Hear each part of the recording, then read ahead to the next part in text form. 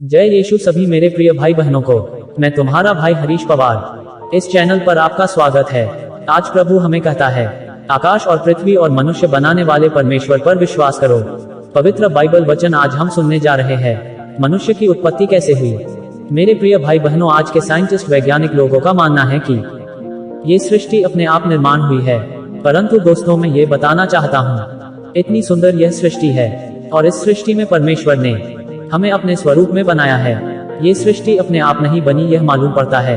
तो उस सृष्टिकर्ता परमेश्वर को इस वचन के जरिए से समझते और जानते हैं कि परमेश्वर ने इस जगत को, इस संसार को और हम मनुष्यों को कैसे बनाया। आइए शुरू करते हैं। ये वचन पवित्र बाइबल में से उत्पत्ति 2 अध्याय उसके 1 वचन से लेकर 25 वचन तक देखेंगे।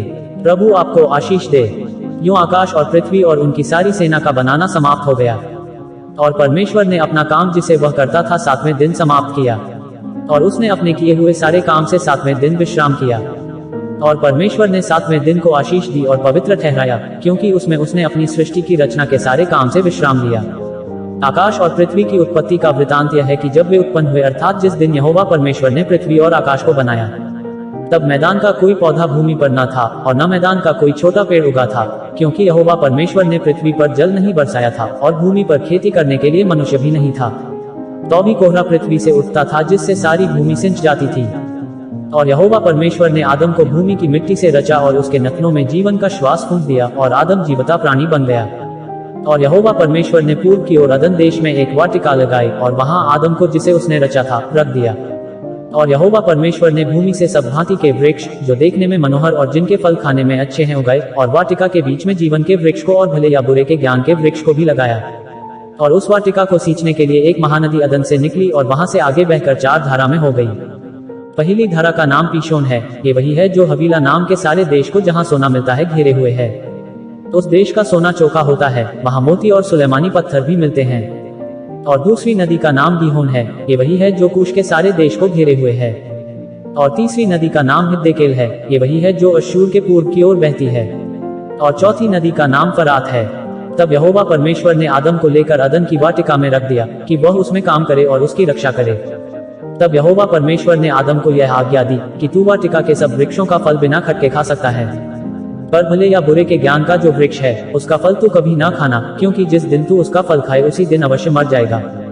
फिर यहोवा परमेश्वर ने कहा, आदम का अकेला रहना अच्छा नहीं, मैं उसके लिए एक ऐसा सहायक बनाऊंगा जो उससे मेल खाए। और यहोवा परमेश्वर भूमि में से सब जाति के बनेले पशुओं और आकाश के सब भांति के पक्षियों को रचकर आदम के पास ले आया कि देखें कि वह उनका क्या क्या नाम रखता है। और जिस जिस जीवित प्राणी का जो जो नाम आदम ने रखा, वही उसका नाम हो गया।